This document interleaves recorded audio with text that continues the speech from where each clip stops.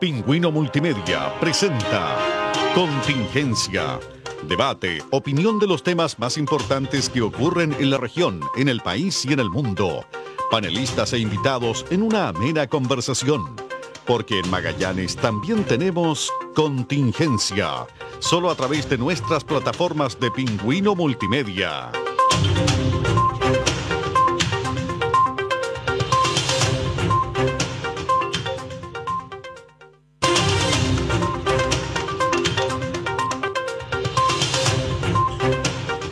Hola, muy buenas tardes, bienvenidos a Contingencia. Estamos instalados para compartir junto a ustedes con nuestros panelistas habituales y con nuestro invitado para el día de hoy. ¿Cómo está?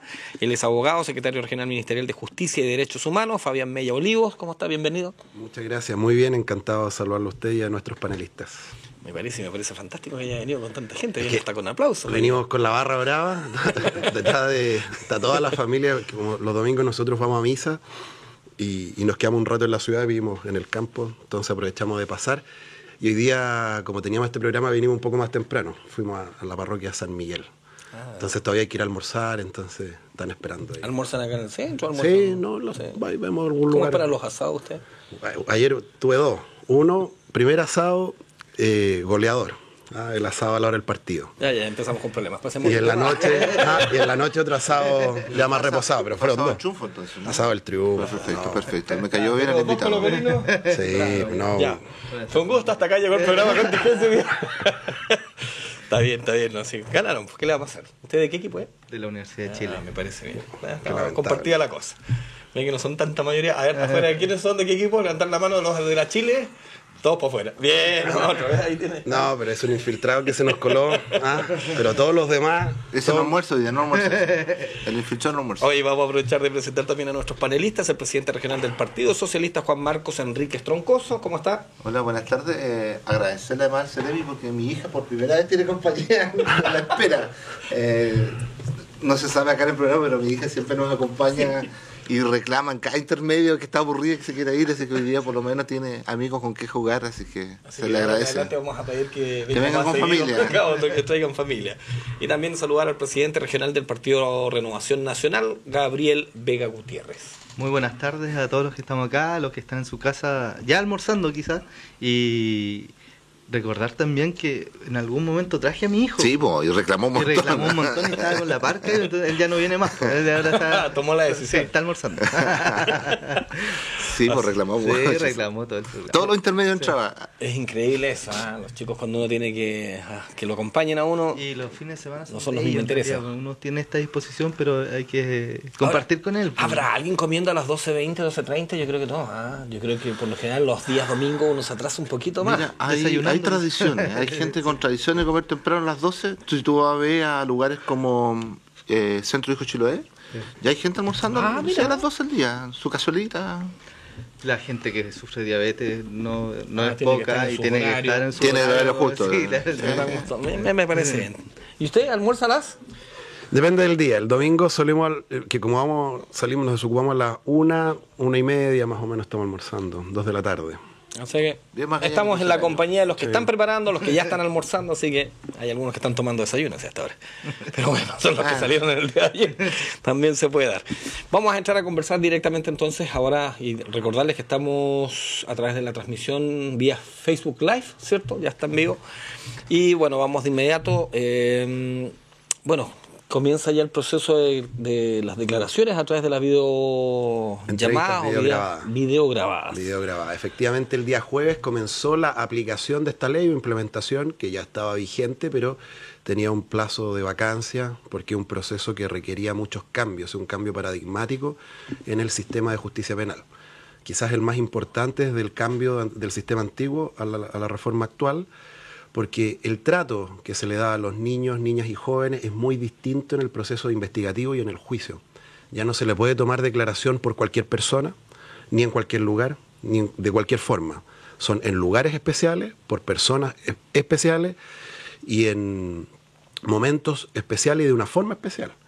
Entonces, esto requirió mucho trabajo porque son diferentes los actores. Por una parte, el Poder Judicial, el Ministerio Público, las policías, nosotros como Ministerio de Justicia, y a nivel nacional se venía haciendo ese trabajo conjunto y a nivel regional también, de manera muy activa, muy colaborativa, ha sido un trabajo bien hecho y el día jueves ya comenzamos. Es un cambio, como le digo, paradigmático, muy importante y que parte en algunas regiones en Chile, todo el Norte Grande, el Maule, Aysén y nosotros. Entendiendo lo amplio de lo que va a significar esta medida, ¿en qué favorece? Pucha, favorece, imagínese. El sistema, no digo que ocurrió en todos los casos, pero hubo casos que se ocurrían. Un joven, un niño, es abusado, delito gravísimo. Se lo devela a su profesora. Después la profesora le dice, ya tienes que hablarlo con el orientador. Lo habla de nuevo con el orientador. Después el niño tiene que hablarlo con el inspector. Después con el director. Después va al hospital y en el hospital lo vuelven a interrogar. La policía tiene que volver a declarar. Después la fiscalía. Después tiene que declarar en juicio. Entonces la doble victimización era realmente salvaje. Y eso tenía que pararse, porque el niño se le cuestionaba, y es lógico, si el sistema penal requiere también una atención. Pero esa atención terminaba produciendo un daño muy severo al niño, muy severo, siendo delitos gravísimos, especialmente los de carácter sexual, como víctima. Nuevamente revivía todo esto en cada una de las declaraciones que tenía que hacer. ¿La ley qué hace? Regula los momentos en que tienen que hacerse las declaraciones, la forma y quiénes, y los lugares. Entonces, el niño cuando ocurra esto, lo va a informar y el primer adulto responsable va a tener que hacer la denuncia. ¿Ya? Va a hacer la denuncia y no requiere pedirle mayores antecedentes que los básicos para dar inicio al proceso penal. Y la primera entrevista en sede investigativa, que es llevada por el Ministerio Público, se tiene que realizar por un funcionario que se denomina entrevistador. Y este entrevistador tiene que haber tenido una capacitación, una formación, mejor dicho, especial, muy exigente, y después de esa formación tiene que ser acreditado, lo acredita el Ministerio de Justicia. Y solo en esa oportunidad ya va a poder hacer la declaración. Y la declaración se hace en una sala especialmente habilitada, que tiene características bien precisas, bien neutra, bien hecha, y que se graba la entrevista. Eso permite que ese material grabado pueda ser revisado una y otra vez, y evitamos tener que estar citando al niño una y otra vez. Y después, en el juicio, se puede realizar otra entrevista a través de un funcionario que se denomina intermediador. Entonces el niño nunca ve a los abogados en el juicio, nunca ve ese pleito, nunca ve a la otra parte, al inculpado. Está en una sala especial, aparte, monitores, que también se graba. Y todas las preguntas y debates que hacen a los abogados se la transmiten al tribunal, al juez, y el juez se la transmite a través de un audífono, las recibe el intermediador y el intermediador le hace las preguntas al niño. Entonces, de esta manera, el niño queda ajeno a todo el debate que a veces es procedente, objeción, su señoría, o sea, que es una cuestión que el niño no quiere más. Si ya el solo hecho de haber sufrido estos delitos gravísimos lo tiene muy angustiado. Entonces, sufrir todo esto, y por lo mismo también se procura que las audiencias sean breves, se fijan plazos, hay un momento previo en el juicio donde las partes se fijan las reglas del juego para que la entrevista al niño, la declaración judicial propiamente tal, sea lo más breve posible.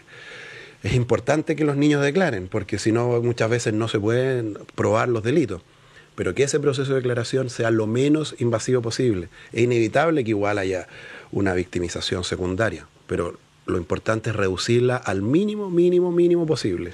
Y eso es lo que busca esta ley. Entonces, una tremenda noticia que se suma a otras noticias en materia de infancia que van en este sentido, como que ya lo habíamos comentado una vez, la imprescriptibilidad en materia de delitos sexuales.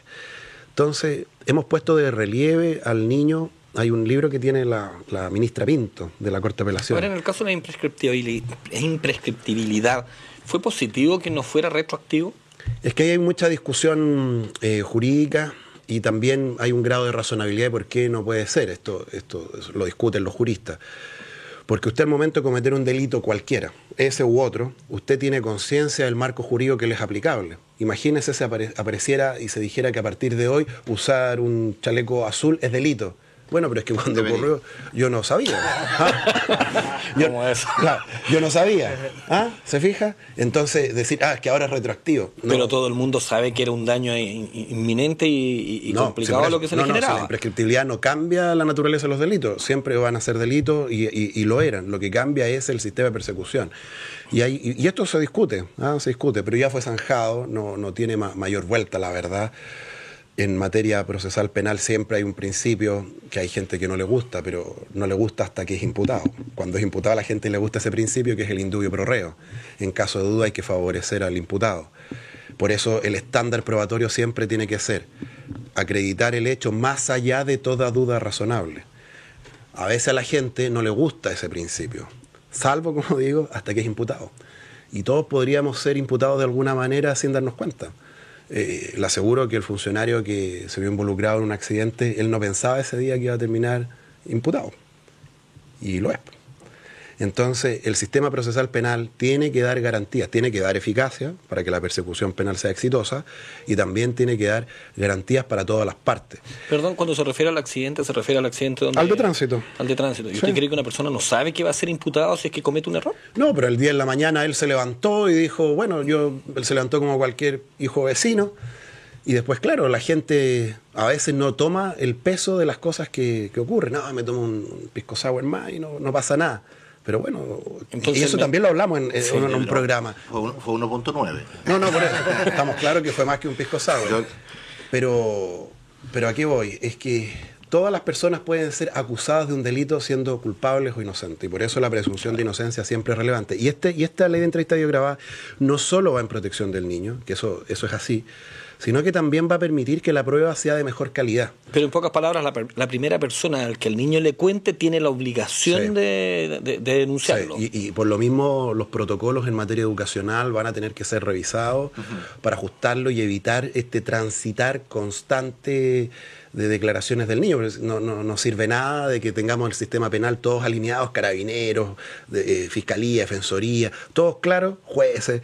Si en el colegio o en los consultorios, en el sistema de salud, no está claro que no hay que seguir preguntando. No tiene por qué saber, por ejemplo, el médico todas las circunstancias. El médico lo único que tiene que dar es el diagnóstico que corresponda. Nada más. Porque hemos sabido de casos de personas, de funcionarios que hacen preguntas que no vienen al caso. ¿Se fija? Que se escapan de la responsabilidad que les corresponde. Por supuesto. Entonces, ese trabajo es el que tenemos que empezar a reforzar ahora para esa área. El sistema de justicia penal, estamos todos claros. En la Comisión Regional de Justicia Penal lo trabajamos intensamente durante todo, desde el año pasado, este año con mucha fuerza. Tuvimos actividades académicas de difusión en la Universidad de Magallanes, en el auditorio del juzgado. Tuvimos una simulación de juicio oral con intermediación que fue muy bien llevada. Ahí se pudo constatar, obviamente eran actores, pero se pudo constatar la crudeza. La actriz que interpretaba a la niña que estaba declarando, realmente a todos nos dejó con los pelos de punta. Lo dramático que es, y era una simulación, pero el intermediador actuó muy bien y le hacía las preguntas que correspondía, todo bien. Y lo de la grabación, como le decía, es muy importante porque queda un registro al que en la fase investigativa se puede tener acceso bajo ciertas circunstancias, obviamente, no cualquier persona, no va a salir nada de esto en la tele. Por eso ese día de la simulación invitamos a los medios para que conocieran la realidad, porque le decimos después esto no lo van a ver más. No pueden ver eso porque queremos proteger al niño. Pensemos que son niños víctimas o testigos de delitos gravísimos, especialmente los de carácter sexual. Seremi, ¿qué niños quedan protegidos bajo la ley? ¿Qué edad?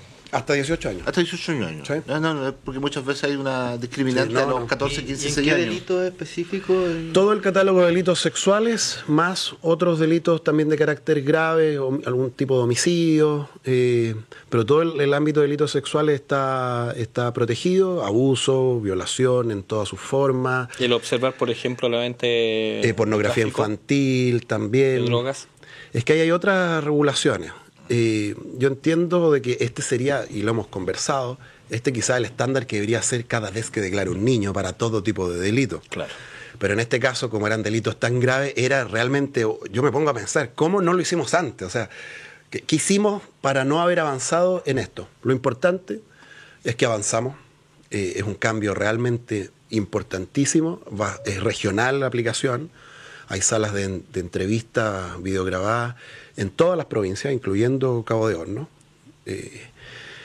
bien acondicionadas, bien hechas, tenemos entrevistadores en número suficiente, la idea es ir formando más entrevistadores, que se forme una especie de comunidad de entrevistadores, porque si nos faltan entrevistadores también se va haciendo más lenta la toma de declaraciones, y tampoco queremos que haya una lista de espera, queremos que sea lo más pronto posible, así dice la ley, en la medida que eso sea adecuado también para el estado del niño. Si un niño obviamente ha sido víctima recientemente, puede que no sea oportuno tomar la declaración de manera inmediata y habrá que esperar. Pero lo más pronto posible, compatibilizando el bienestar del niño, se le toma la entrevista. Y eso va a permitir también una calidad de prueba mucho mejor. Porque también ocurría en ciertas ocasiones, lo vimos en la comisión, de que la prueba se limitaba a reproducir una y otra vez lo que el niño declaraba, y había una prueba terrible, pero que era parte también de las reglas del juego, o sea, no es cuestionable desde el punto de vista procesal, así era. Que es para verificar finalmente la credibilidad del niño. Entonces era como una especie de examen de credibilidad, ¿estará diciendo la verdad? Entonces hoy día con este sistema, más que acreditar la credibilidad del niño, lo que hay que acreditar son los hechos y las circunstancias que el niño dijo en la entrevista. Y evitar cuestionarlo entonces. Claro, o sea, que el cuestionamiento es natural porque es parte del sistema. O sea, tiene que haber un cuestionamiento, si no se tiene por qué creer lo que dice el niño. Pero ¿cómo se va a cuestionar? A través de destruir la falta de pruebas que acreditaron los dichos del niño. Entonces, si un niño dice, por ejemplo, no, yo estaba en el baño, ya, ¿y el baño cómo era? No, era todo azul y el baño era blanco. Bueno, yo tengo que probar que el baño era azul. Entonces ya no cuestiono tanto al niño, sino que tengo que ir probando los hechos que el niño dijo. Y eso lo conversamos, como le decía, en la Comisión de Justicia Penal, consideramos que un avance, pero muy, muy importante. Entonces, creemos que es una de las mejores noticias que hemos tenido, si bien esto ya estaba anunciado hace mucho tiempo, no es una noticia nueva, pero que haya entrado ya en plena aplicación en nuestra región es tremendamente positivo. Ya se hizo el primer juicio con este sistema en la región de Antofagasta, el mismo día de entrada de en vigencia. Sí, el 3 de octubre, fue el jueves 3 de octubre. Entonces estamos muy recientes. El día viernes fuimos también a la primera comisaría a entregar más material a los carabineros para que puedan ir informando a la ciudadanía de este cambio y los mismos carabineros vayan tomando conciencia. Lo hemos hecho en otras oportunidades, pero hay que seguir, esto tiene que ser una constante, una y otra vez, le entregamos material audiovisual para que proyecten en la tele, porque es un cambio cultural que tenemos que hacer todo y que trasciende incluso todos los sectores políticos. En esto yo creo que, gracias a Dios, nos pusimos de acuerdo y dijimos, para aquí en materia de infancia tenemos que ir todos para el mismo lado y también en materia procesal. Así que bien, contentos, creemos que vamos a andar bastante bien. Como región estamos preparándonos hace rato. Tenemos, como le decía, todas las salas habilitadas. ¿Cuántos entrevistadores hay en Magallanes? 15. Magallanes. En Magallanes. Y ahí se dividen en las distintas 4 provincias que tenemos. Y ahí se dividen en las provincias. A nivel nacional, en las provincias van a tener cada una de las provincias. No necesariamente en cada una de las provincias. Desconozco específicamente cómo es la distribución en otras regiones. Pero en el caso de Magallanes se da por las distancias. En el caso de Magallanes se da, claro, porque por las distancias tenía que ser así, sin perjuicio que se pueden ir moviendo. Si eso no, lo importante es tener asegurada la cobertura, ¿ya? Entonces creemos que estamos bien y así. ¿Esto se hace en otros países? Sí, se hace en otros países y en otros países también se ha discutido. O sea, esto es todo discutible jurídicamente, ¿ya? En doctrina jurídica algunos cuestionan que sea tan pocas entrevistas. Hay países en que tienen una entrevista única, que no pueda declarar el niño más que una vez. Pero en Chile, que también se discutió, se estimó de que en realidad podía ser más de una, sí, y lo más que fuera la cantidad, fuera que sea de calidad. En la medida que la entrevista sea de mayor calidad, menos entrevistas necesito. Menos entrevistas, pero sí, se hace en otros países. ¿Y esto va aparejado también con un acompañamiento psicológico? Sí, pero no viene propiamente tal con este cambio, sino que con los procesos reparatorios que se llevan adelante por diversos programas. En el mismo Ministerio de Justicia tenemos diversos programas a través de los distintos servicios que realizan reparación. Por ejemplo, el Centro de Atención de Víctimas de Delitos Violentos, que depende de la Corporación de Asistencia Judicial, hace un proceso integral.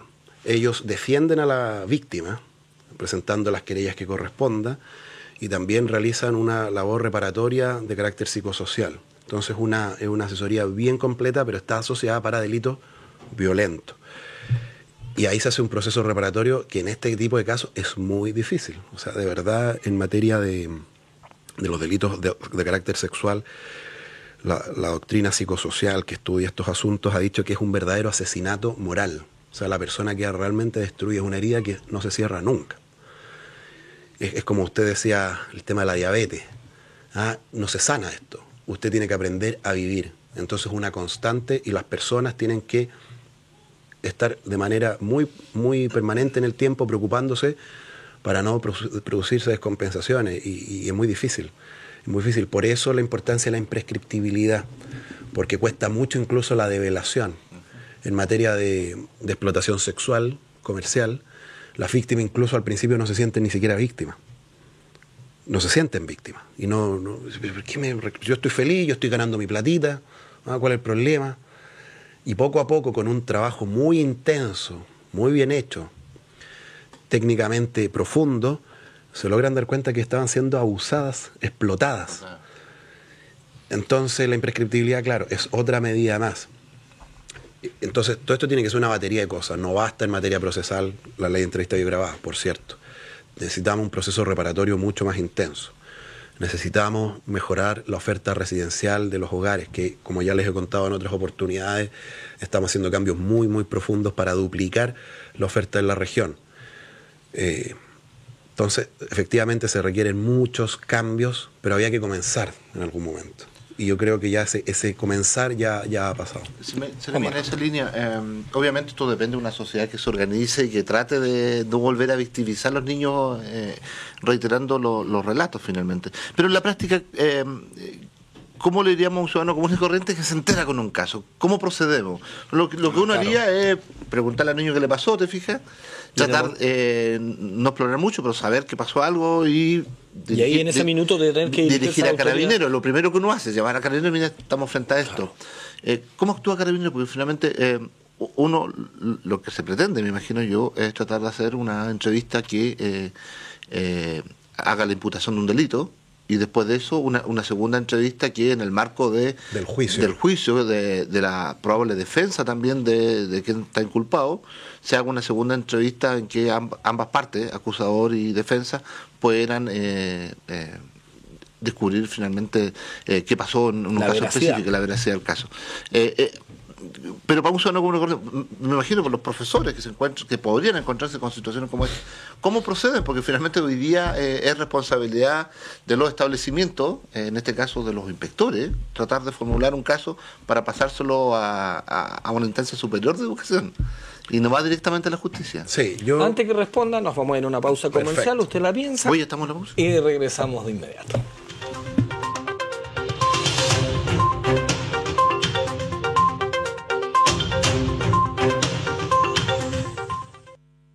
Guatón, vamos a estar de aniversario. ¿Podríamos pasar el fin de semana en la playa? ¿En la playa? ¿Y por qué no hacemos algo en la casita? Para esto, o lo que necesites, pide tu avance disponible desde 100.000 pesos de 6 a 48 cuotas. Solicítalo en bancoestado.cl, sucursales y cajeros automáticos. Banco Estado. Infórmese sobre la garantía estatal de los depósitos en su banco o en www.cmfchile.cl. Hola, buenas tardes. Sí, buenas. Necesito pedir un crédito de consumo, por favor. Sí, claro. ¿Me permite? ¡Alto! Antes de pedir un crédito, revisa bien el contrato y fíjate que no te amarren a productos que no quieres o no pides. Infórmate de tus derechos como consumidor financiero y fíjate el doble. Chile en Marcha. CERNAC. Gobierno de Chile. Cuando hablamos de batallas, probablemente piensas en esto. Pero en Chile, las batallas más importantes son aquellas que te llevan a nivelar tus estudios. Ingresa a www.serviciomilitar.cl e inscríbete como voluntario al servicio militar. Nivela tu educación básica y media realizando hasta 2 años en uno. Yo elijo el servicio militar, porque la batalla más importante es mi futuro. Chile en Marcha. Ministerio de Defensa. Gobierno de Chile. Con la reforma a las pensiones, ¿toda la cotización extra irá a mi cuenta para mejorar mi pensión? ¿Aumentar mi ahorro? Eso me importa. Asociación de AFPs de Chile. Hola, che, ¿en qué te puedo ayudar? Necesito 2 tarros de pintura, por favor. ¿Para qué querés pinturas? Si ya está pintado. ¿Yo pintado? ¿Pintado para un viaje? ¿Pintado para una milanesa? ¿Pintado para ganar? Llegó la promo Pintado para ganar a la red MTS. Compra productos de las marcas adheridas y participa en el sorteo de un viaje a Buenos Aires para 2 personas, más entradas para un partido en la Bombonera, más hotel. Y además, 100 gift cards de 20.000 pesos cada una. Pintado para ganar con la red MTS. Ferreteros de verdad. Válido del 1 al 30 de septiembre de 2019. Para entrega de premios exigirá boleta participante. Debes saber que en los servicios de urgencia se atiende por gravedad del usuario y no por orden de llegada. La categorización C1 es para paciente grave en riesgo vital. Su atención es inmediata. La categoría C2 involucra mediana gravedad y atención a la brevedad.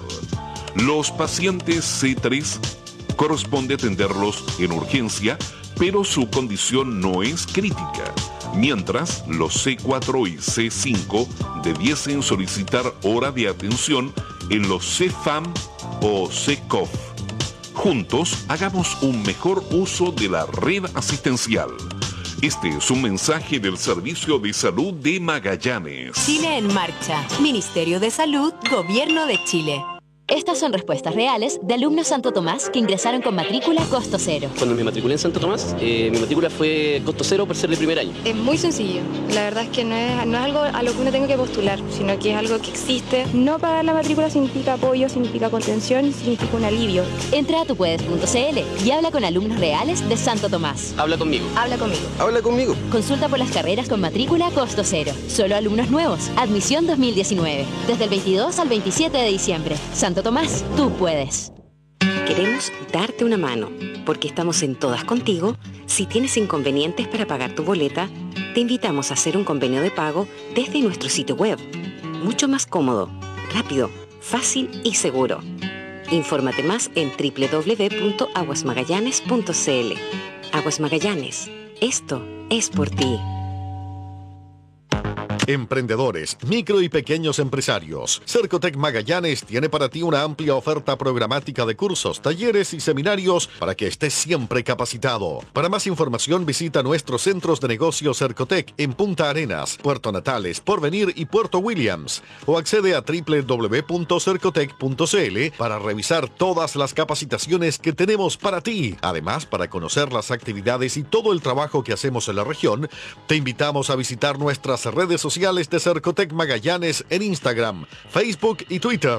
Cercotec, comprometido con los emprendimientos. Chile en marcha. Cercotec, Gobierno de Chile. Hola, disculpe, buenas tardes. Sí, buenas. ¿Sabe que necesito pedir un crédito de consumo, por favor? Sí, claro, ¿me permite? ¡Alto! Antes de pedir un crédito, revisa el contrato, pregunta por todos los costos y compara más opciones. Infórmate de tus derechos como consumidor financiero y fíjate el doble. Chile en marcha. CERNAC, Gobierno de Chile.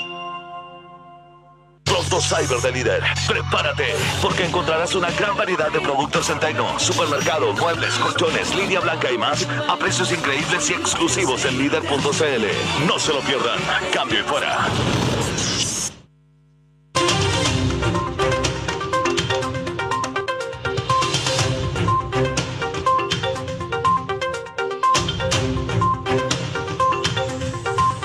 Ya estamos de regreso en contingencia. Continuamos con nuestro invitado, el Seremi de Justicia, Fabián Mella, y nuestros dos panelistas, Gabriel Vega y también Juan Marcos Enríquez. Hay una pregunta, ¿cierto?, antes del corte. Pendiente, ¿cómo en la práctica qué hace el profesor o quién toma primero noticia de esto? Bueno, él obviamente va a escuchar lo que el niño le quiera develar. Normalmente estas develaciones se producen a los profesores porque son las personas las que le tienen más confianza. La mayoría de los abusos, lamentablemente, ocurren al interior de la familia, derechamente. Casi el 80% de los delitos ocurren por parte de un familiar o un allegado o un conocido que vive en el contexto familiar. Esa es la mayoría de los delitos. Ocurre también en muchos casos que incluso las propias familias, por este mismo contexto, no le creen al niño. No le creen, lo ponen en duda. Que, oye, mamá, el abuelo, pero ¿cómo tú? No. Entonces, muchas veces el conviviente. El conviviente. Entonces, se lo develan a otra persona que encuentran cercano, pero que no es del núcleo familiar, como el profesor con el que pasan gran parte del día y gran parte de la vida. Niños que están en el mismo colegio toda la vida y claro, es normal que se produzca esto. Entonces el profesor va a escuchar todo lo que el niño le quiera develar y no es necesario que el niño, que el profesor haga más indagaciones que las estrictamente necesarias para hacer una denuncia. Y a su superioridad, orientador, inspector, director, le comunicará simplemente que un niño le ha hecho la develación de un delito grave y que es oportuno realizar la denuncia. Puede que el inspector o el director, de acuerdo a los protocolos, quien corresponda, remitirá los antecedentes de que se recibió una denuncia, pero no necesita el inspector ni el director tomarle una entrevista al niño para corroborar nada, porque eso ya fue recibido por el profesor. Entonces ahí se corta inmediatamente la cadena. Esa es la práctica como tiene que operar.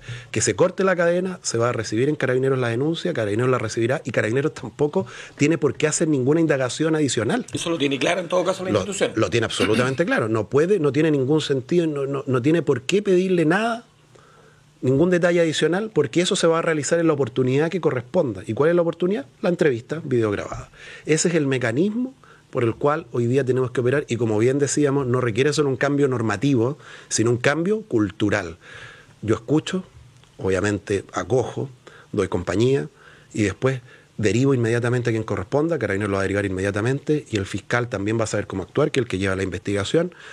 Y tan ha funcionado esto que, a pesar de que la ley entró en aplicación el 3 de octubre, el Ministerio Público en Punta Arenas, de manera muy visionaria y adecuada, empezó a trabajar como si la ley ya estuviera en plena aplicación. Entonces ya se han tomado, si mal no recuerdo, más de 60 entrevistas videograbadas durante todo este año, lo que permitió también probar el sistema, porque hay que... Una especie de marcha blanca. Literalmente una marcha blanca para que al 3 de octubre todo estuviera bien, porque hay que ver un montón de cosas. ¿Qué pasaba, por ejemplo, decíamos, si se corta la luz?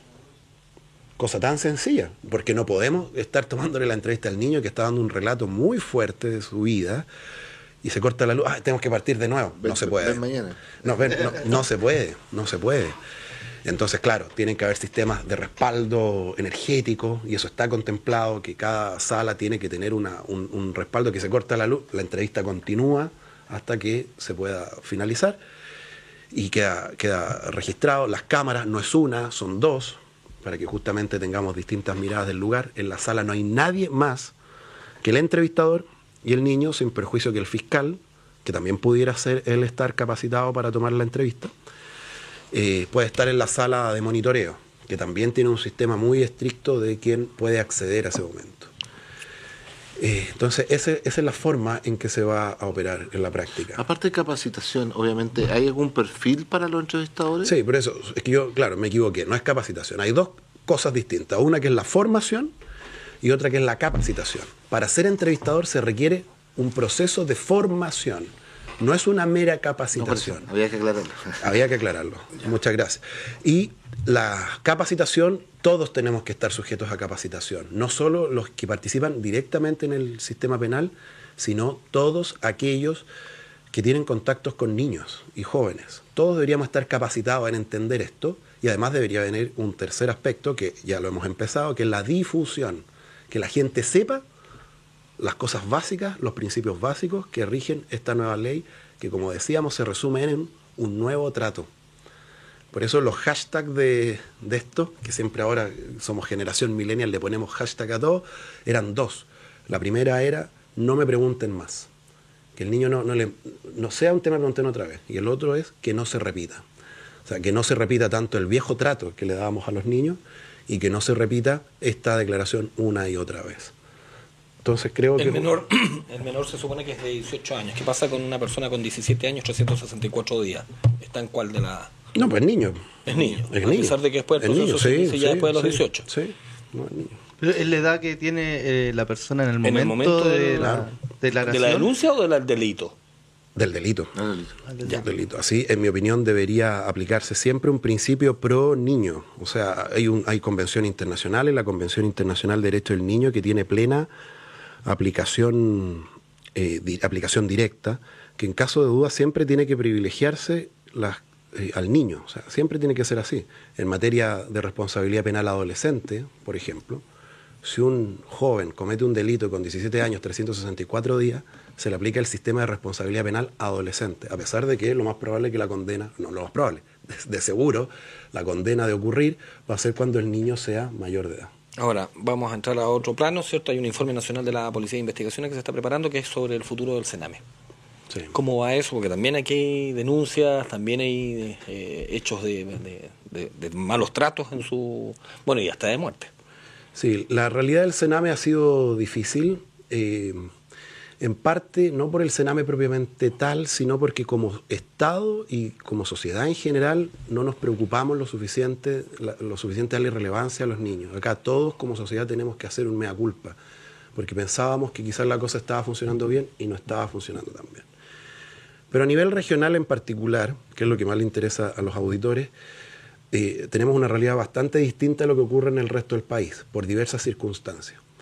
Primero, porque en nuestra región no tenemos centros de atención directa de carácter estatal. Son todos a través de organismos colaboradores, que son supervigilados y reciben recursos por parte del Servicio Nacional de Menores. Y el estándar que hay acá, pueden haber errores alguna vez, eso es verdad, pero es muy alto. O sea, yo de verdad creo que los funcionarios del Servicio Nacional de Menores hacen un gran trabajo en nuestra región, la que siempre nos ha costado mucho conseguir recursos y cosas para poder sacar el tema adelante, porque claro, es tan dramática la situación y si nos comparan en números siempre somos muy pocos comparados al resto. De ahí, por ejemplo, que se cerrara el hogar de Miraflores y no se hubiera avanzado en su oportunidad para poder restablecer un hogar residencial, que eso ya sabemos fue resuelto en la medida que los fondos ya fueron aprobados para 2 residencias nuevas. Una para jóvenes y otra para segunda infancia, niños de 6 a 12 años. Entonces, en nuestra región, obviamente, nos falta por avanzar, pero estamos dando los pasos en la dirección correcta. Inauguramos 2 programas nuevos de manera descentralizada para casos que requieren una especialización mayor, por ejemplo, en materia de carácter sexual, tanto en Última Esperanza como en Porvenir. Ofertas que nunca antes habían existido, si bien son ambulatorias, no son residencias, son fundamentales para lograr un proceso reparatorio adecuado. Porque sin reparación no basta que yo condene a la persona, como decíamos al comienzo. Yo puedo condenar al culpable, pero me olvido del niño. Acá tenemos que poner como centro el niño. Sabemos también que hay un proceso de separación del servicio. El servicio actualmente tiene 2 patitas, 2 áreas. Un área que es la proteccional, que incluye todo el proceso reparatorio, y un área de justicia juvenil, que son diferentes y tratan materias distintas. En materia de justicia juvenil es como yo, como Estado, condeno y hago un proceso de rehabilitación con un adolescente que ha cometido un delito, un infractor, un joven infractor. Tiene 15 años, comete un delito. Ese es un área. Y la otra es proteccional, que es un niño que ha sido víctima de vulneraciones, sean de carácter delictual o no. Y eso está en el mismo servicio, el Servicio Nacional de Menores. Y se ha concluido y concordado por todos los actores que están involucrados en la materia y por todos los sectores políticos que el servicio debería separarse. Porque esas 2 áreas, la proteccional y la de responsabilidad penal adolescente, están en el Sename, que depende del Ministerio de Justicia.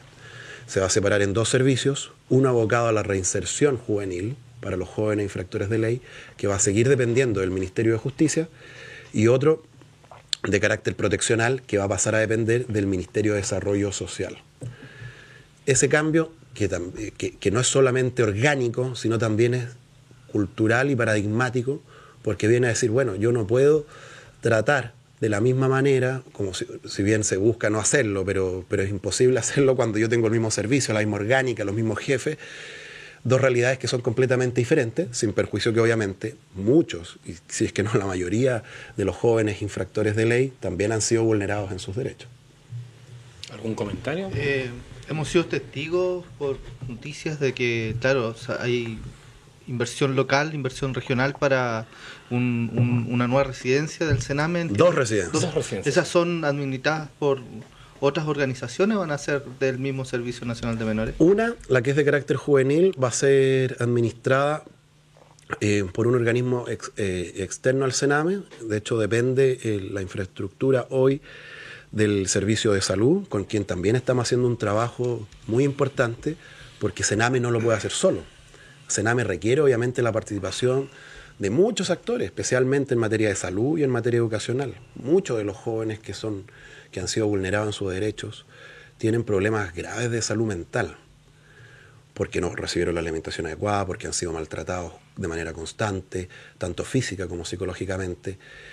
Y eso lleva a que, claro, tengan patologías que no pueden ser abordadas de manera exclusiva por funcionarios del Sename, que ponen su mejor esfuerzo, pero es imposible por sí mismo. Y con el Servicio de Salud hemos estado haciendo este trabajo de manera intensa hace bastante tiempo, que esperamos siga avanzando. Yo quiero destacar la voluntad del director del Servicio de Salud, Nelson Reyes, y del doctor Juan Bukusic, que se fijan, estamos muchas veces en las antípodas políticas, pero en esto nos pusimos de acuerdo. Y todos los consejeros regionales de todos los sectores se pusieron de acuerdo, y ese proyecto fue aprobado de manera unánime. Entonces, para los jóvenes va a ser administrado por un organismo externo a Sename, pero bajo la supervisión técnica y financiamiento del Sename. Y la residencia para segunda infancia, de 7 a 12 años, va a ser administrada por Sename. Esa es nueva, o sea, van a ser funcionarios públicos. La infraestructura ya también fue aprobada, también de manera unánime por el Consejo Regional. Es un inmueble realmente espectacular, o sea, es muy, muy bueno. Estamos finalizando los procesos administrativos, se compró un inmueble nuevo en el sector norte. Estamos finalizando los procesos administrativos para hacerle algunos cambios. No son menores, pero tampoco no es una construcción nueva, sino habilitar el inmueble que hay, que es una casa muy, muy buena, y van a ser todos funcionarios públicos, y el Consejo Regional nos pidió encarecidamente que las personas que trabajen sean muy idóneas, y el Sename se ha comprometido a hacer ese proceso. También la forma en que se va a trabajar es distinta. Los mayores hechos graves que han ocurrido, lo que decía usted a propósito del informe de la PDI, ocurrieron en centros que, más que centros de carácter proteccional, parecían verdaderos centros privativos de libertad. O sea, 90 niños con rejas, candados. De acá no salgan. De acá no salgan. Entonces, hoy día, ¿cómo va a ser? Esta casa, por ejemplo, en concreto, que en mi opinión va a ser de las mejores de Chile. En Magallanes va a estar de las mejores de Chile, si es que no la mejor. 15 niños máximo. Y un tutor, un funcionario a cargo de 3 niños. Uno a cargo de 3, que es más o menos una familia, esa es la idea. Pero está bien, estamos hablando de 15 niños en una residencia que ya está aprobada, pero hoy día hay 15. ¿Qué va a pasar cuando hayan 30? ¿Se va a generar otra residencia o ahora sí podemos empezar a meter más gente? Porque a la larga eso es lo que sucedió en Sename. En Sename se empezaron a despilfarrar dineros donde deberían haberse aprobado para las cosas que en realidad se necesitaban, y se desvirtuó el proceso de lo que era el Sename, y alguien hizo vista gorda. Y eso preocupa porque al final la comunidad dice, qué bonito, 15 personas van a estar ahí. Pero cuando esto se supere, vamos a empezar a meter más gente, lo que ha pasado en las cárceles. En las cárceles al final tenían un promedio, una cantidad de personas, y al final terminamos metiendo más gente de la que en realidad puede estar. Sí, esto tiene que ser una batería de medidas. Primero, hoy día en Magallanes tenemos 2 residencias, solo 2.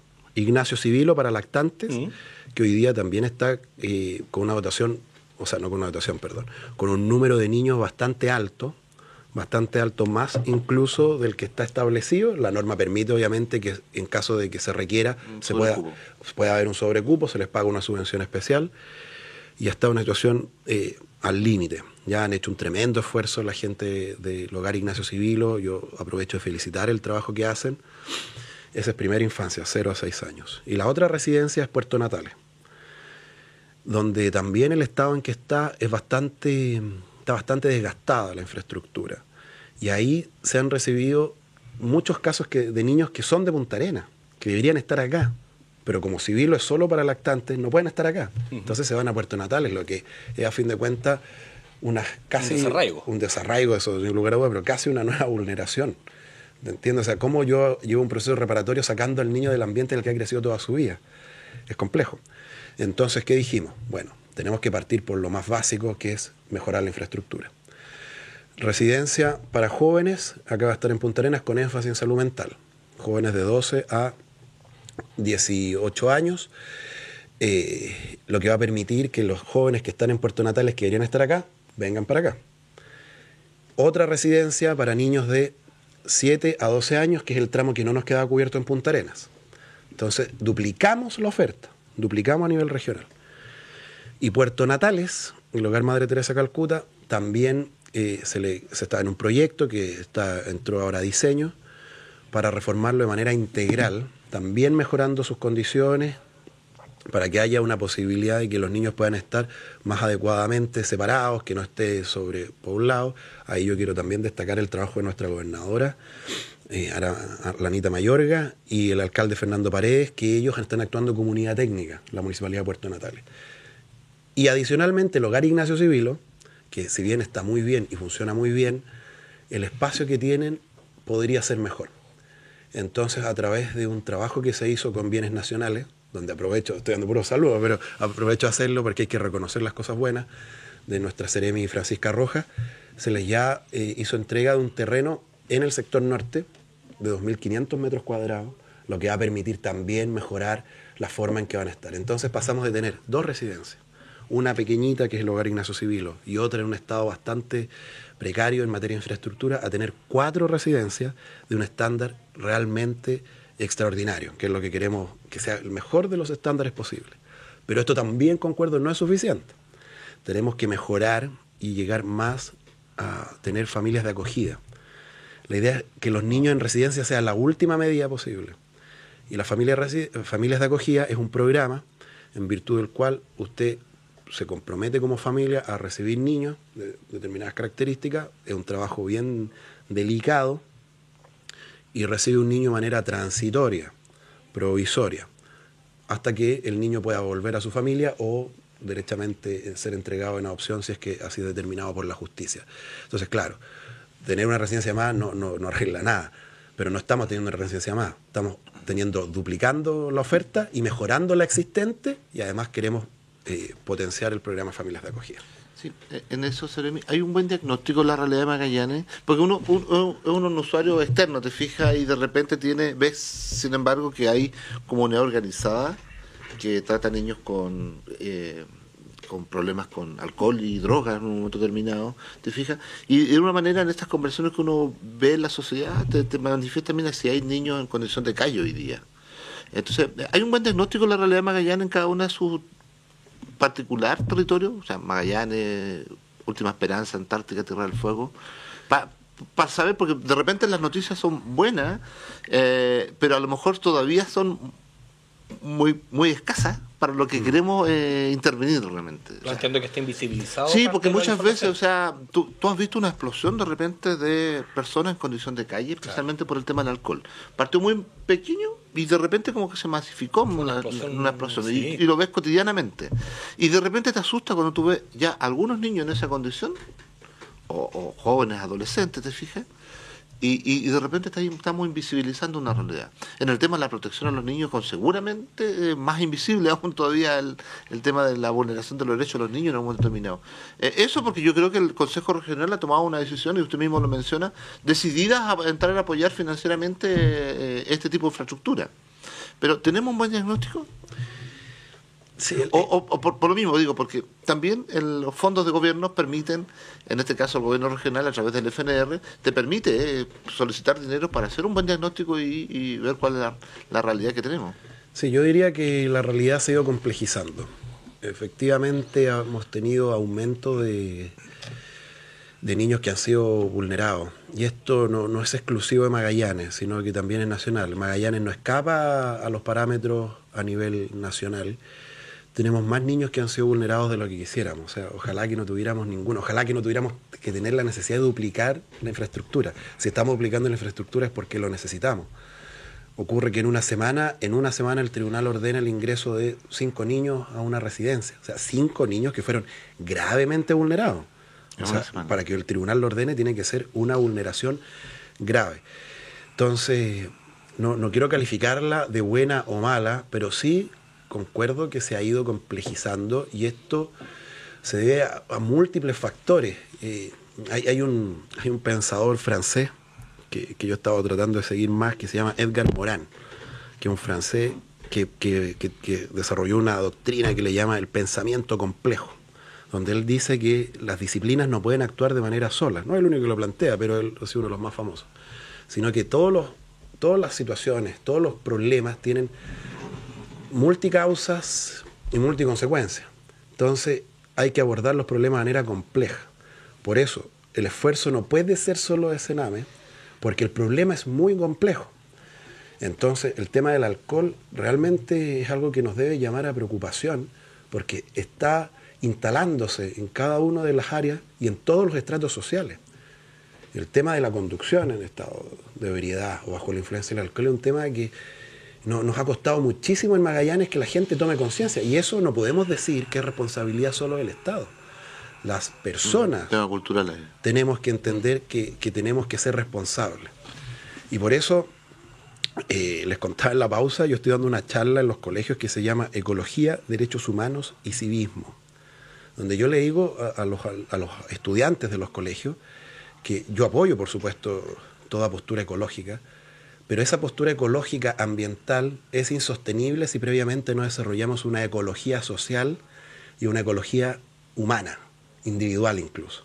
O sea, ¿cómo yo voy a ir a una marcha a favor de las ballenas, de las focas, si no me preocupo yo siquiera de tratar bien a las personas con las que convivo? Y ese cambio tenemos que hacerlo también las personas. No tenemos por qué esperar que el Estado haga políticas en un sentido o en otro. Si las personas, nosotros, nos diéramos cuenta del poder que tenemos para producir cambios sin necesidad de ninguna política pública adicional, entenderíamos, o sea, lograríamos realmente una sociedad mucho mejor. Una sociedad porque todos estos problemas, por ejemplo, de vulneración, se han producido, como decía, en el seno de las familias que han fallado. Nosotros mismos como padres, hablamos ahora que invitamos a nuestros hijos, que estaban acá al otro lado del vidrio en la radio, porque nos preocupan nuestros hijos. Pero hoy día están expuestos a tantas situaciones, el mismo celular, internet. A través del celular yo puedo obtener cosas realmente sorprendentes, maravillosas. Conocer las pirámides de Egipto las puedo ver a través de mi celular. Puedo recorrer las calles a través de Google Street, es impresionante. Pero a través del celular yo puedo producir tanto daño a otro ser humano que hay jóvenes que se suicidan por el ciberbullying. O nuestros hijos están tan expuestos a ser embaucados por inescrupulosos que ¿dónde estamos los papás? O sea, ¿dónde estamos los papás al momento? O es más fácil entregarle el celular al hijo para que se quede tranquilo. Entonces, ¿dónde está la presencia? ¿Dónde está la presencia? Entonces el problema es multicausal, la solución también requiere diversas participación de instituciones y de la sociedad civil. Al regreso vamos a estar conversando sobre el servicio médico legal en porvenir, que nos interesa saber cómo va ese trabajo también, y la relación que tiene, bueno, tanto la Seremía con Gendarmería y lo que está sucediendo al interior de Gendarmería. ¿Le parece? Muy bien. Nosotros nos vamos a una pausa comercial y regresamos.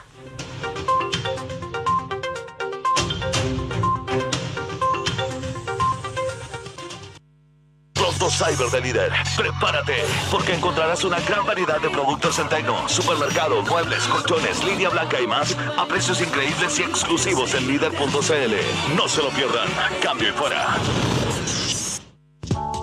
Actualiza tu número de teléfono en el centro de salud donde te atiendes. Así será más fácil contactarte para entregarte información oportuna de una mejor atención de salud. Recuerda, te esperamos en el SOME de tu SECOF, CEFAM u hospital.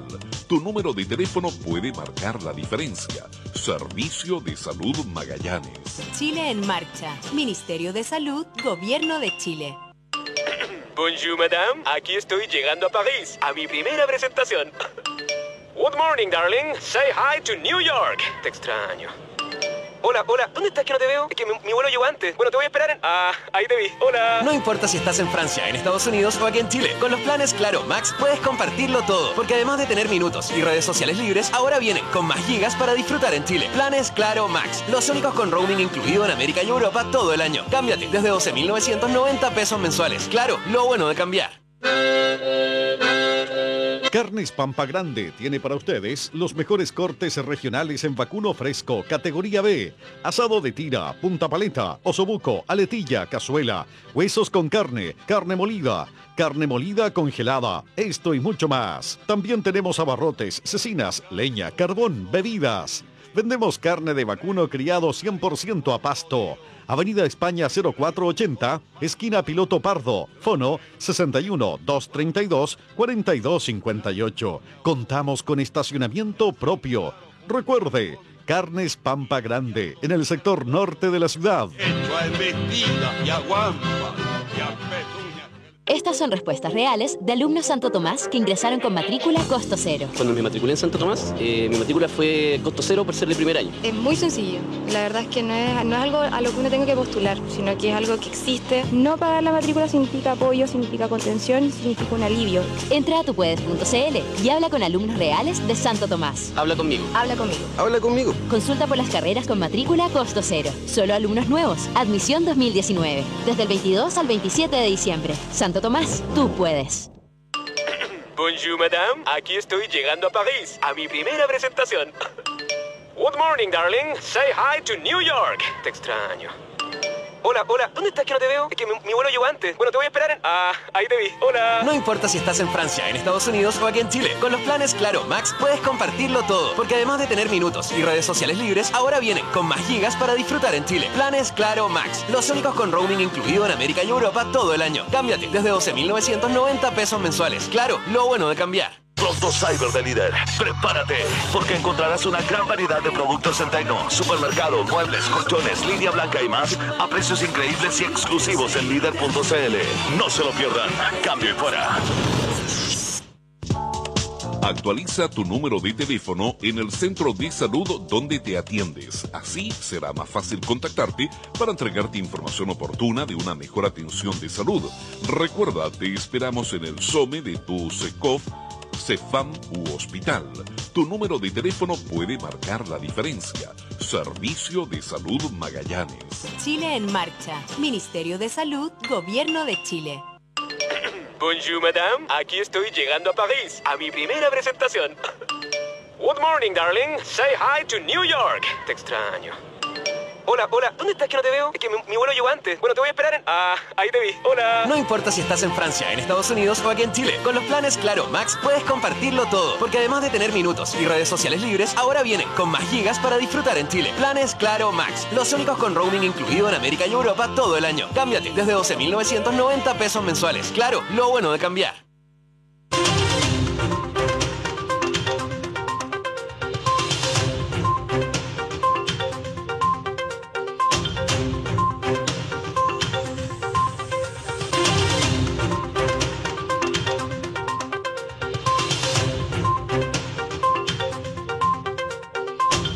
Y ya de regreso acá en el último bloque contingencia. Dijimos antes de la pausa que vamos a ver el tema tanto del servicio médico legal en porvenir, la relación con gendarmería, cómo se está desarrollando, pero no podemos dejar de pasar también la acusación constitucional que hace unos días atrás, ¿cierto? Bueno, quedó libre ya la ministra Cubillos respecto a esta acusación que fue presentada precisamente por el Partido Socialista.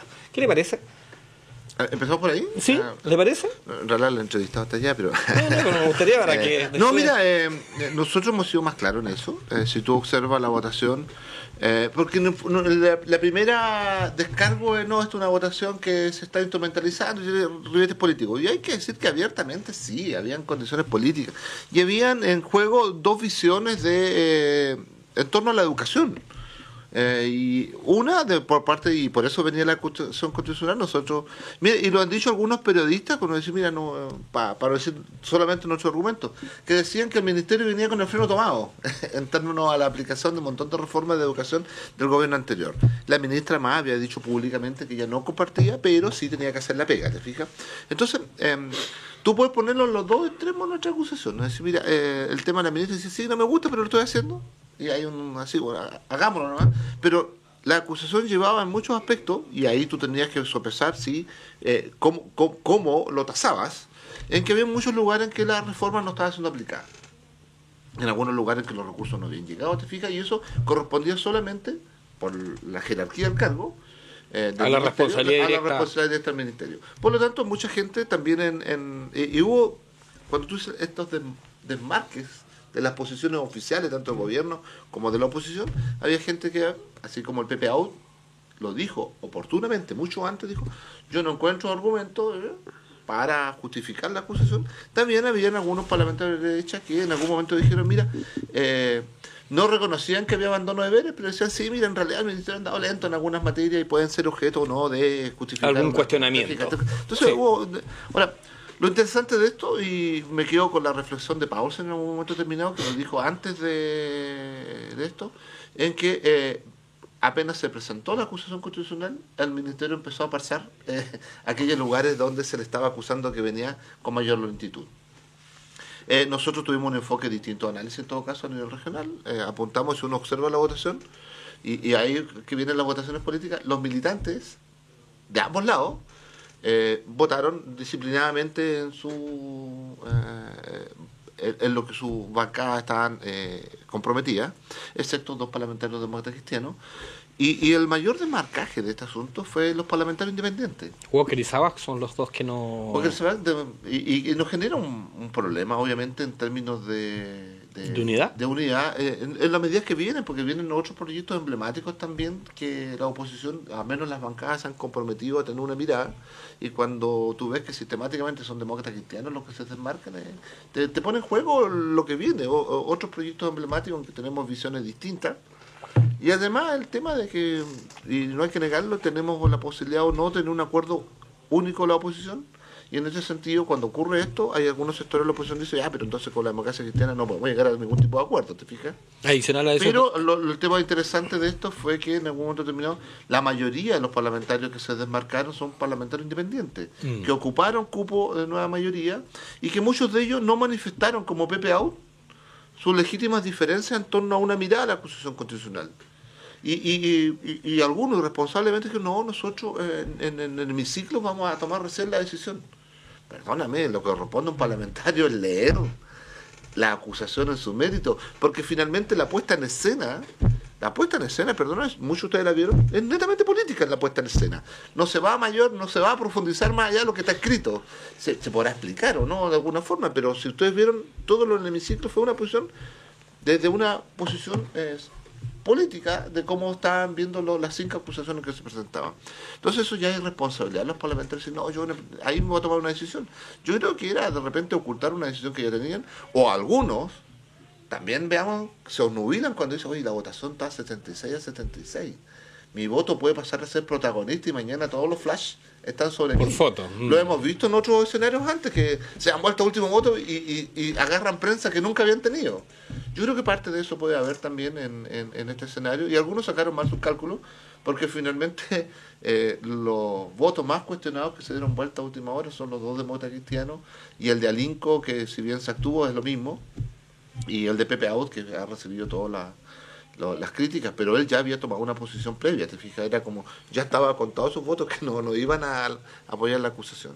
Pero en el fondo de la acusación, y me quedo con el análisis periodístico más que político en un momento determinado, para que la gente diga, no, te sigue todavía en esta cantinela, es que muchos sectores periodísticos, analizando el Ministerio de Educación, y es público, lo invito a verlo, han dicho, sí, mira, el Ministerio venía con el freno tomado, y producto de la acusación se está implementando acelerar los procesos.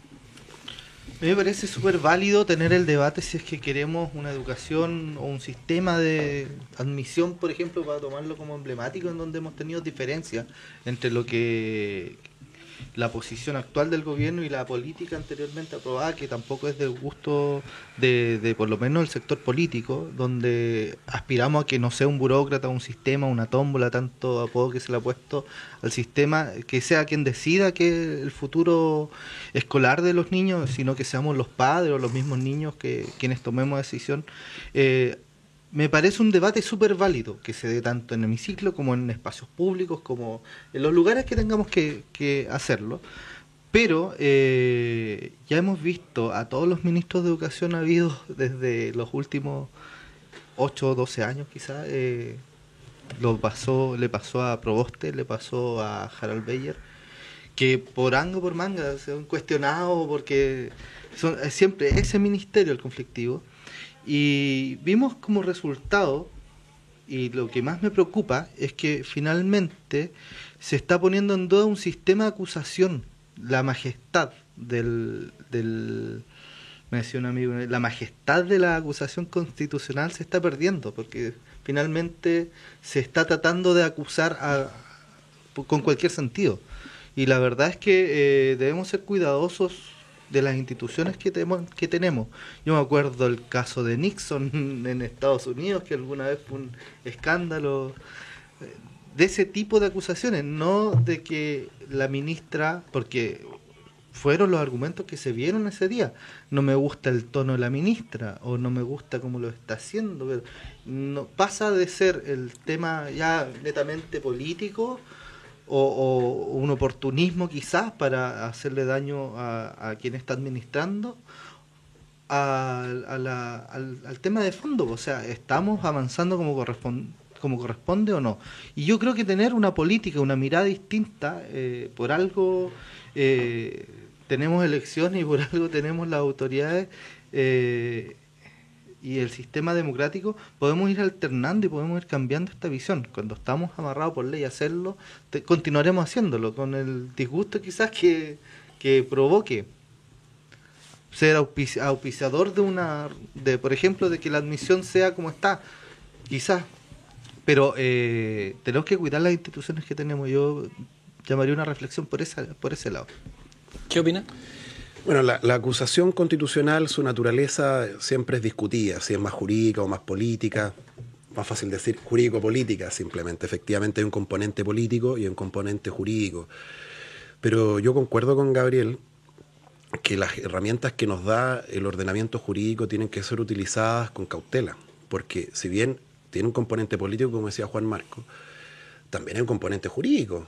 Tiene que haber una infracción grave a la Constitución y las leyes. Y eso no lo había. O sea, una cosa es que no nos guste lo que está haciendo la ministra, que es una gran ministra, que no nos guste que quiera revertir este sistema. ¿Por qué considera que es una gran ministra? Porque ha sido valiente en sacar adelante proyectos difíciles. Ya el Ministerio de Educación es difícil para todos los sectores, siempre es un ministerio difícil.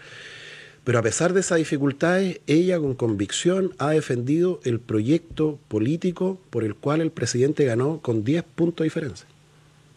O sea, acá la inmensa mayoría de los chilenos dijo, no queremos más el modelo que se nos está ofreciendo, queremos una alternativa. Y es la alternativa que encabeza el presidente Sebastián Piñera.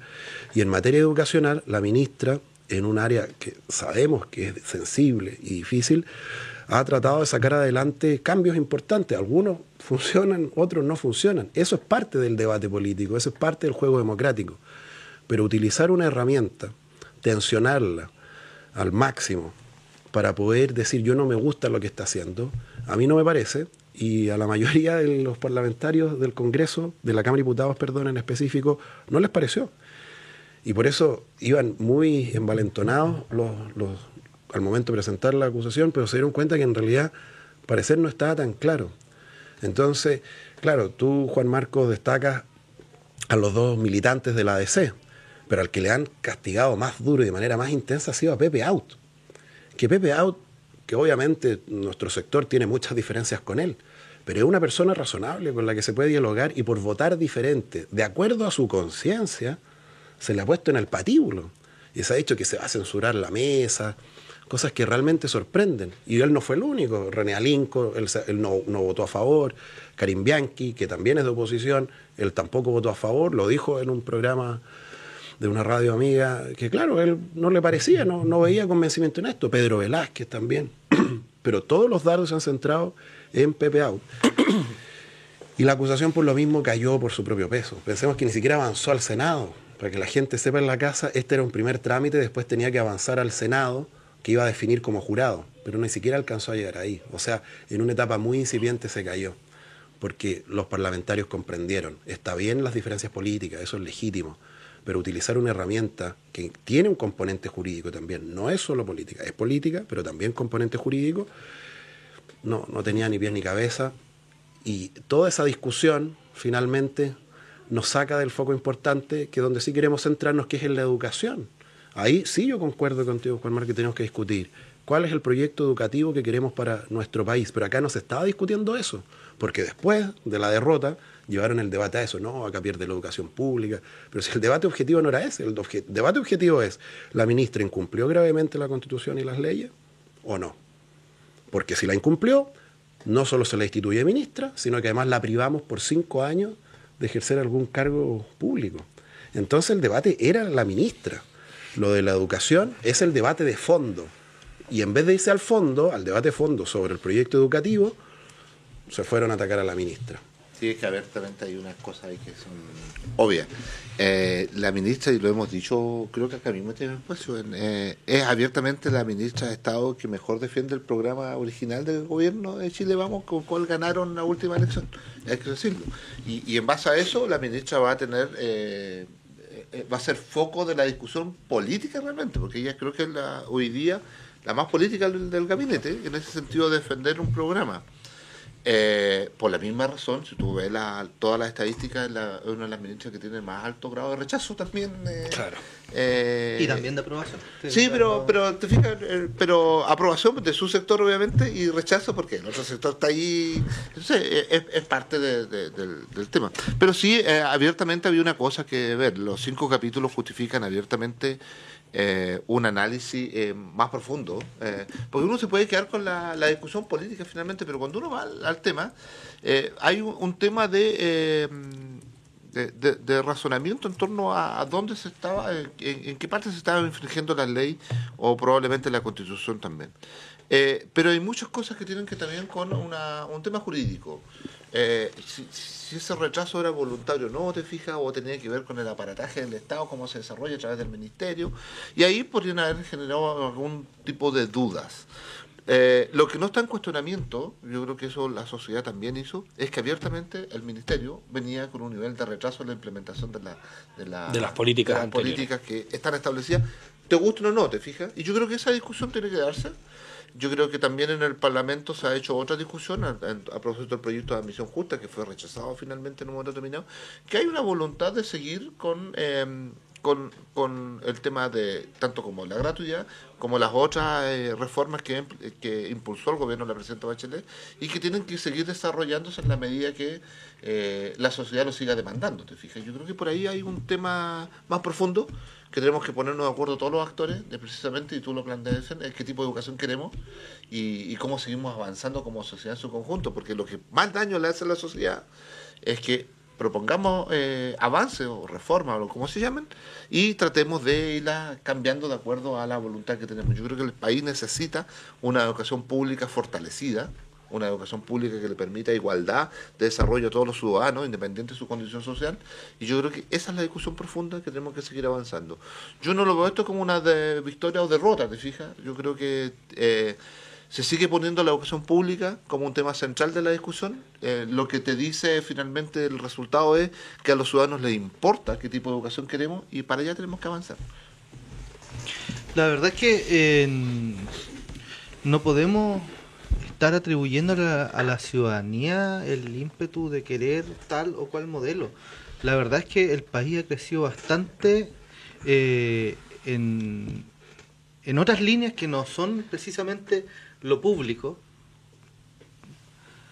lo estatal, porque termina siendo público igual, pero por ejemplo en el gobierno anterior se le puso una lápida encima a la educación subvencionada y ha sido un pilar importantísimo para el movimiento social en el país, y desde la centro derecha mientras estemos siendo actores de cambio, vamos a tratar de impulsarla. Tener este debate me parece algo interesante, que se dé en todos los espacios políticos que se tenga que dar, pero yo sería un poco más responsable en no plantearle la responsabilidad a la ciudadanía de haber elegido este proyecto o el otro, porque finalmente han sido los sectores políticos, en las instancias políticas, donde han discutido esto, pero no es poner un proyecto por sobre el otro, sino que finalmente es ver lo que le hace mejor a la sociedad, con su polo y con todos los ribetes que tengan estas discusiones. Pero el rol de un ministro en todas las carteras va a ser llevar a cabo el proyecto político que el presidente mande. En realidad esa discusión yo creo que y ya lo vimos en el gobierno anterior, que había como un respeto irrestricto por un proyecto y finalmente Chile Vamos se ve fortalecido y deja de ser esta famosa alianza, coalición por el cambio, también por un proyecto político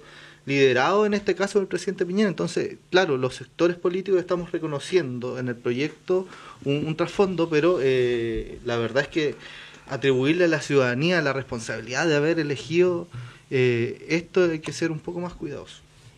Vamos a pasar a otro tema, antes que se nos vaya el tiempo, quedan 3 minutos y queremos ver el tema del servicio médico legal. fundamentalmente en Porvenir, cómo se está viendo ese tema.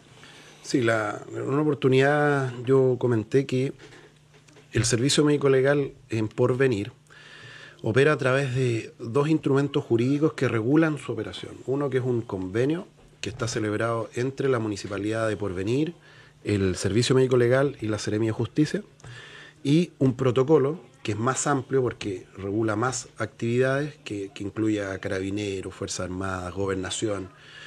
Y esos 2 instrumentos regulan. ¿Cuál es el resumen de la operación? Si ocurre un fallecimiento que requiera autopsia, porque no todos los fallecimientos requieren autopsia, en Porvenir hay que hacer una distinción. Si la persona que falleció es residente de Tierra del Fuego, la autopsia debe hacerse en Tierra del Fuego. Si la persona no es residente de Tierra del Fuego, la autopsia debe hacerse en Punta Arenas. Salvo, y ahí hay excepciones, como toda regla general las tiene, que hayan circunstancias extraordinarias, que sea difícil identificación, por ejemplo está en putrefacción o quemado, que también es difícil identificación, o que circunstancias climáticas y geográficas hagan muy difícil o imposible el traslado del equipo hacia Porvenir, o que también por necesidad del servicio no haya capacidad en ese momento de hacerla allá, se hace acá. Yo diría que en todos los casos se ha cumplido el protocolo, lo que no significa que en todos los casos se haya hecho la autopsia en Porvenir.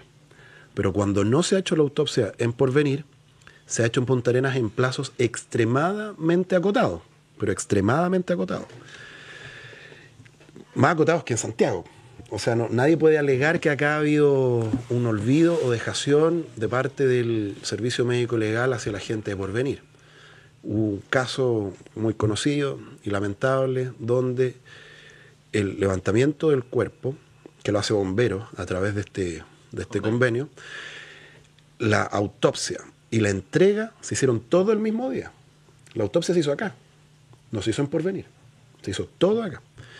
Y el compromiso del servicio médico y legal dice que si la autopsia se hace acá, debiendo haberse hecho en Porvenir, el cuerpo se entrega por el servicio médico legal en Porvenir, no acá, para no irrogarle gastos a la familia. Obviamente entendemos que igual hay personas que se sienten afectadas porque estos fallecimientos obviamente son siempre trágicos, terribles, por algo se requiere una autopsia, no siempre requería la autopsia. Entonces queremos avanzar un paso más. ¿Y cuál es el siguiente paso? Nos reunimos con el director nacional del Servicio Médico Legal y con el director del Servicio de Salud de Magallanes para crear una unidad básica forense en Porvenir. Allá hay una morgue municipal.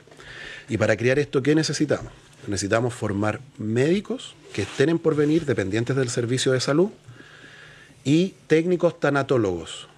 Y este proceso de formación se realizaría por el servicio médico legal, no es rápido, porque esto una autopsia no es... Hay gente que piensa, algunos me dijeron, pero ¿cómo si antes le metían serrucho?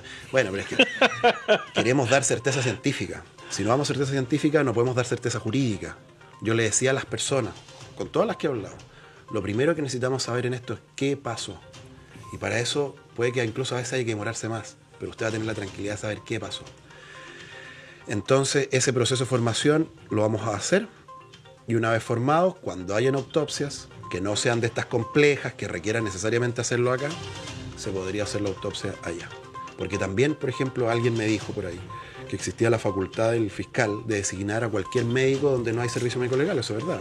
La ley establece que en aquellos lugares que no hay servicio médico legal, el fiscal podrá designar un médico de cualquier hospital. Pero eso, en mi opinión, eso depende obviamente del Ministerio Público, no depende del Ministerio de Justicia ni del Servicio Médico Legal, pero eso igual sería una responsabilidad, porque lo más importante es la certeza científica. La tanatología es una especialidad médica. Nuestra directora subrogante del Servicio Médico Legal, la doctora María del Carmen Bravo, ella estudió medicina y después estudió tanatología, y la cantidad de autopsias que ha hecho es impresionante. Entonces, cuando usted fallece un familiar suyo, usted se puede quedar con la tranquilidad de que se va a poder determinar qué sucedió, sin perjuicio que obviamente eso es parte de las demás pruebas del proceso penal. Entonces, en Porvenir, en mi opinión, el protocolo ha funcionado. A veces se quiere ir más rápido o más allá incluso de lo que a veces se puede razonablemente. Respetamos, son los mismos tiempos en Porvenir que en Punta Arenas, y los tiempos en Porvenir y Punta Arenas son más expeditos que en muchas partes del país. De verdad son tiempos muy acotados y de muy buen nivel. Entonces, esa es la situación que yo le diría de por venir. Bien, queremos agradecer, se nos pasó el tiempo, pero muy rápido. Agradecer a nuestros dos panelistas, ¿cierto? Tanto a Gabriel Vega como a Juan Marcos Enríquez, y sin duda a nuestro invitado, el Seremi de Justicia y Derechos Humanos, Fabián Mella. Muchas gracias, Max, a ti, a Juan Marco, a Gabriel y especialmente a todos los auditores de Pingüino que deben estar a esta hora almorzando. Acá la barra brava que me había acompañado se fue ya. Se fue a almorzar. Dije que a las 1:30, entonces ellos sabían y se fueron. Pero un saludo a todos, que sea un lindo domingo y que tengamos todos una muy buena semana. Muchísimas gracias. Nosotros por nuestra parte nos despedimos y que tengan un excelente fin de semana.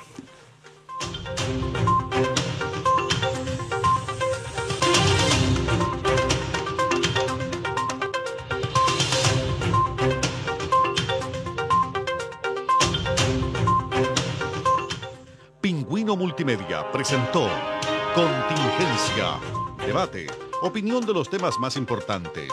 En 7 días más volveremos a tener una amena conversación, porque en Magallanes también tenemos Contingencia en todas nuestras plataformas de Pingüino Multimedia.